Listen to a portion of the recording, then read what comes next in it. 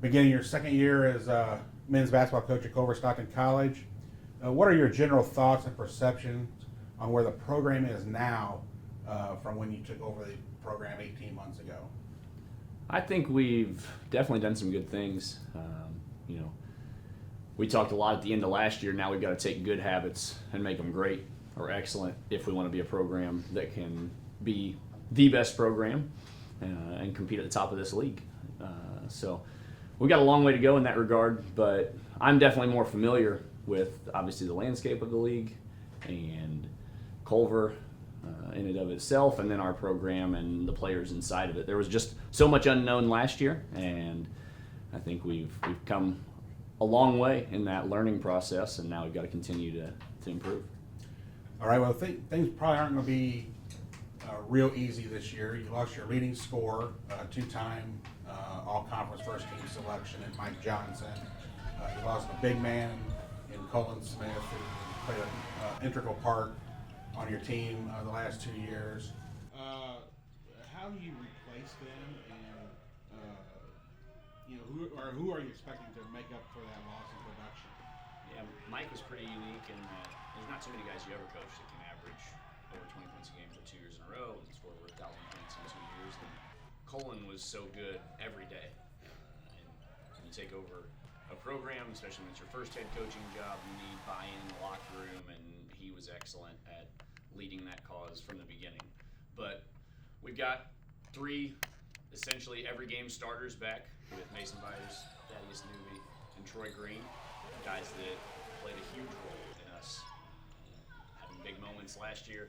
And 2 of those 3 were all league performers in Mason and Thad. And then Troy, I think, as long as we can keep him out of foul trouble and stay on the floor, it can be one of the best defensive players in the league as well. And those 3 guys they'll be very, very important to our success going forward this year. And Jacob Happel was probably our 4th guy in that mix, who was in our top 8 essentially last year on a most game basis. So we got 4 of our top 8 back, and then have added a lot of new faces to it in what was essentially our first full recruiting cycle.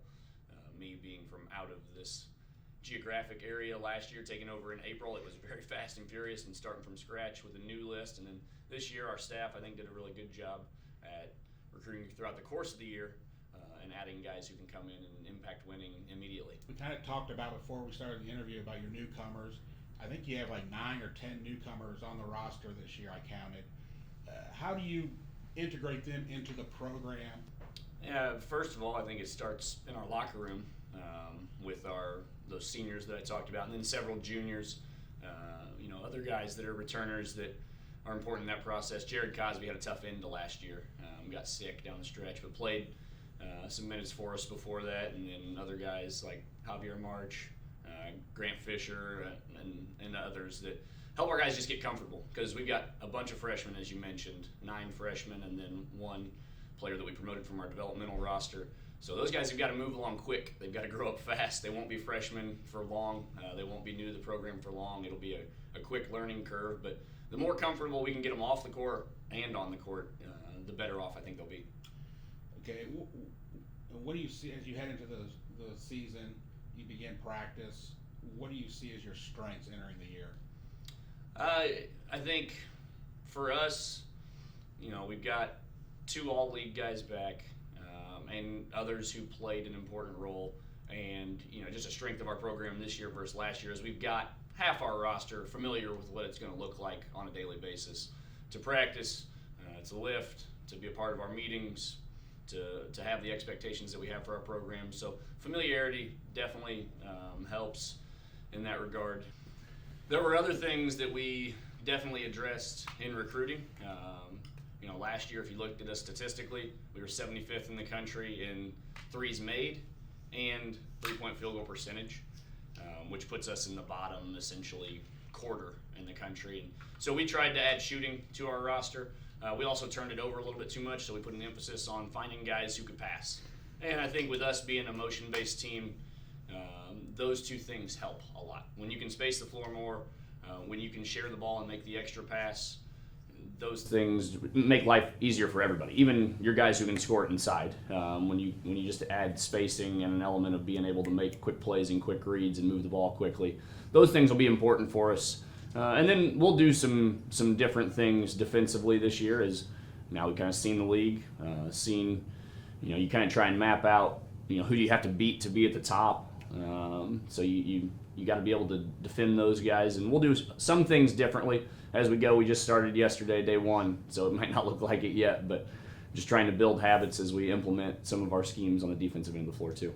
Okay, conversely, and you kind of mentioned the three-point shooting and stuff, but what other things, besides maybe the outside shooting, do you need to work on as you enter the season, in your mind? For us,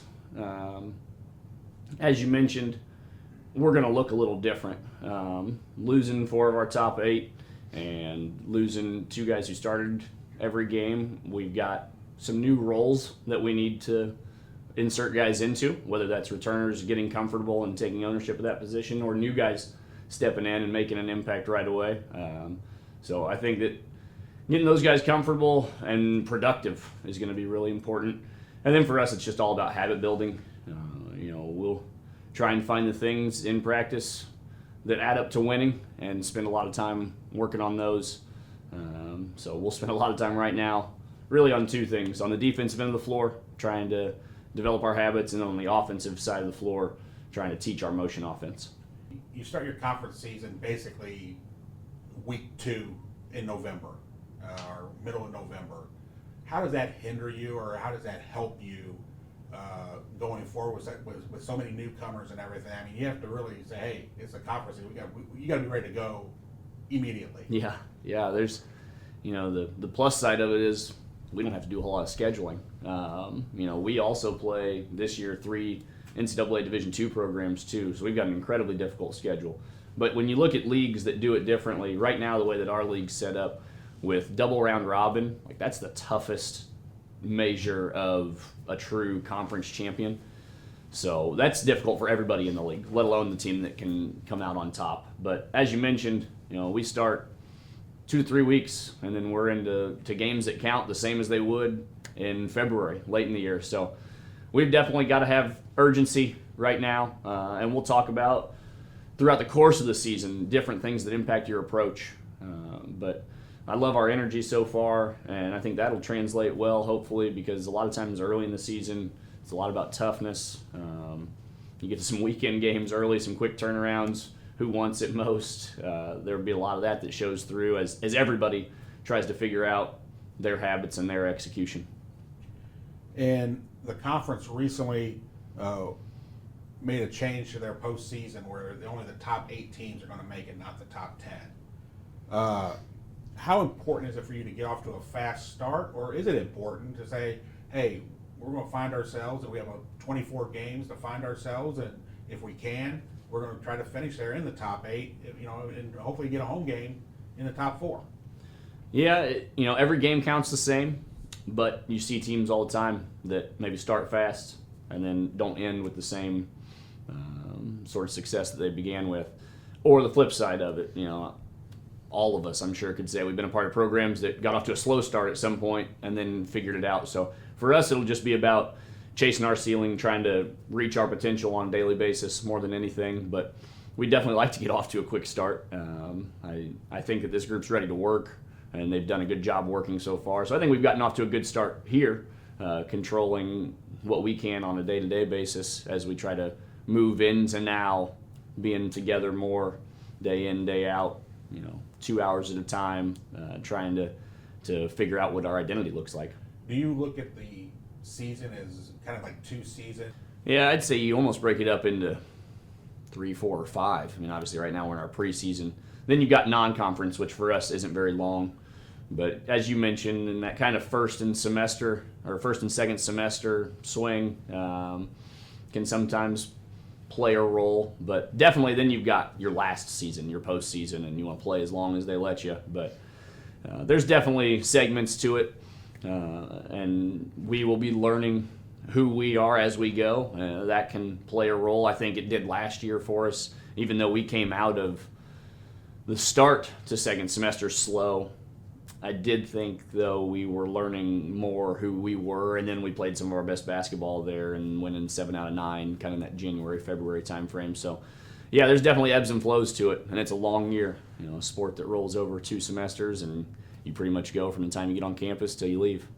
All right, we are joined right now with senior guards Thaddeus Newby and Mason Vyers of the Culver-Stockton College men's basketball team. Welcome, gentlemen. Okay. Let's talk about the upcoming season a little bit. Thad, you came back. You actually graduated. You're in grad school now, but you did have an extra year of eligibility remaining. You come back. What are your thoughts on the upcoming season, and what do you see? What are your goals going into the year? My thoughts on the upcoming season are just another year, completely different group of guys, half left, so now we have to bring up the younger boys who are with us now, so just to lead them in the right direction. I'm really looking forward to the big games they have on our schedule, like the William Penn, the Peru State, and other things like that. Just competing at a high level each and every night, doing my best, and just having fun. Mason, you're in your second year here. You're an integral part of last year's kind of resurgence of the program, going from 7 wins to almost to 500, 16 and 16 overall. Well, where do you see the program from when you come in last August to where you are now? We just want to keep making steps forward. I mean, I feel like one of our biggest goals is to make the national tournament. With the freshmen that he brought in, I feel like he did a really good job recruiting, and I feel like each one could play a really pivotal piece. So going forward, it's just about, with us being the seniors, setting that tone, setting a good example, and then them following in the same footsteps. Kind of talk about the conference season. When we talked with Coach Hill, how the conference season kind of like it doesn't really sneak up on you. I mean, you start your season November 1st, and before you know it, boom, you're playing Peru State on, I believe, November 13th or something like that. Talk about the grind in the conference season and going through 24 games and how it's just an all-out war. Thad. It most definitely is a big battle zone. As you said, we get off to a quick start with them, I think 3 weeks in. So it just goes to show you how that each and every night, like, your best is needed. And if you lack that, then the night will not go your way in any shape or form. And just to have that confidence of Coach and what he instills in us and being leaders on the team, we just have to set that tone. Being here and having that experience last year with Mike and Cullen, what they passed down, and then just lead them to the promised line. Last year, Coach's first year, the first 2 months, Mason, you were, I think the team was trying to feel each other out, find out where exactly they were at. Mm-hmm. But about the mid-January, it seemed like, wow, the team found it somewhere. And you had a great last month and a half of the season, made a playoff run, won a playoff game. Going forward, how does that affect the team coming into this season? I think it shows that if you come in each day with consistency, that can be, you can accomplish, you set goals, you can accomplish the goals. So, like you said, we won a playoff game. Now this year we want to, like I said, make the national tournament. We want to win multiple playoff games. We want to win games into the national tournament. We want to make noise in the conference. So I think it's just like approaching each day with the aspect of what can I get better in today? How can I be consistent? What can I do to better Thad? What can Thad do to better me? And stuff like that. Just having that, setting that example and really following that. And I think we've been good.